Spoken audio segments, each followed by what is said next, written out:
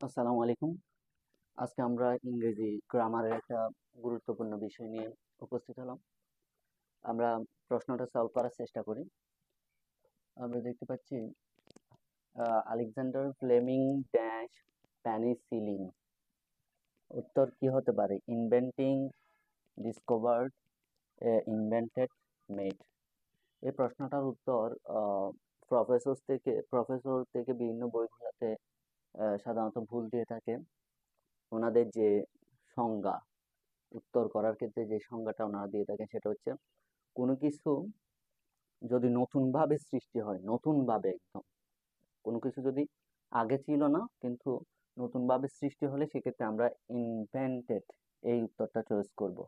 আর যদি যেটা আগে ছিল কিন্তু হয়তো কেউ আবিষ্কার করতে পারে নাই, ছিল যেটার উপস্থিতি ছিল কিন্তু সেটা কেউ নতুন ভাবে সৃষ্টি বা উদ্ঘাটন করতে পারে নাই, সেক্ষেত্রে আমরা ডিসকভার্ড গ্রহণ করে থাকি। ঠিক আছে?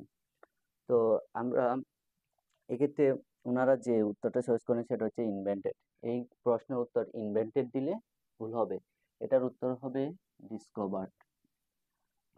এখানে ডিসকভার্ড হওয়ার যে কারণ সেটা হচ্ছে পেনিসিলিন। যে পেনিসিলিনের কথা বলা হচ্ছে, Alexander Fleming dash penicillin. Alexander Fleming পেনিসিলিনকে একদম নতুন ভাবে আবিষ্কার করে নাই। যেভাবে আলফ্রেড নোবেল ডিনামাইট আবিষ্কার করছিল, আলফ্রেড নোবেল ইনভেন্টেড ডিনামাইট, ঠিক সেরূপে কিন্তু ফ্লেমিং পেনিসিলিন আবিষ্কার করে নাই।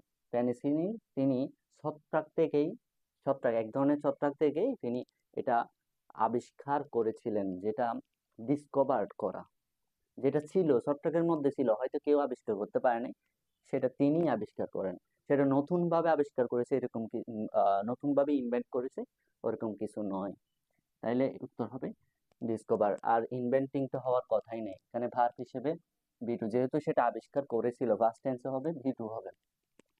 আর এই উত্তরটা সেম একইভাবে উত্তর করতে হবে। The dash of radium brought mass fame to madam কুরি।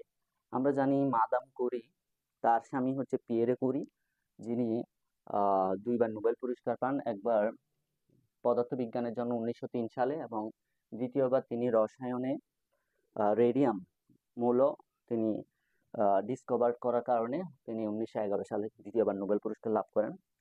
তো এই ক্ষেত্রেও আমরা কোনোভাবেই ইনভেন্টেড এটা এটা উত্তর করতে পারবো না, এক্ষেত্রেও ডিসকভারে আমরা উত্তর করব। এটারও সেম কারণ আমরা বলতে পারি। এই যে রেডিয়াম মৌলের কথা বলা হচ্ছে, মূলত তিনি এই রেডিয়াম মৌলটা ডিসকভার করেন পিচমেট নামক, pitch, PITCH, pitch blend, BLEND, pitch blend নামক ইউরেনিটাইট একটা পদার্থ থেকে, যেটা তেজস্ক্রিয় মৌল। তিনি এটা নতুন ভাবে আবিষ্কার করেছেন সেরকম কিছু নয়। তিনি মূলত এই মৌল, এই যে তেজস্ক্রিয় মৌল, এটার থেকেই তিনি এটা নতুন ভাবে এটা ডিসকভার করেন, এই যে রেডিয়াম মৌলটা। যে কারণে এটা আমরা কোনোভাবে এটা নতুন আবিষ্কার বা নতুন ভাবে তিনি একদম সম্পূর্ণ নতুন ভাবে একটা মৌল সৃষ্টি করেছেন এরকম কিছু নয়।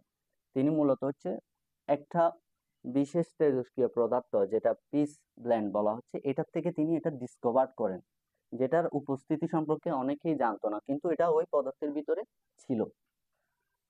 আশা করি আপনারা সবাই এই উত্তরটা বুঝতে পারছেন। আর এটা কখনো ভুল করবেন না, এটা বিভিন্ন বইয়ের মধ্যে এই উত্তরটা ভুল দেওয়া আছে। ধন্যবাদ।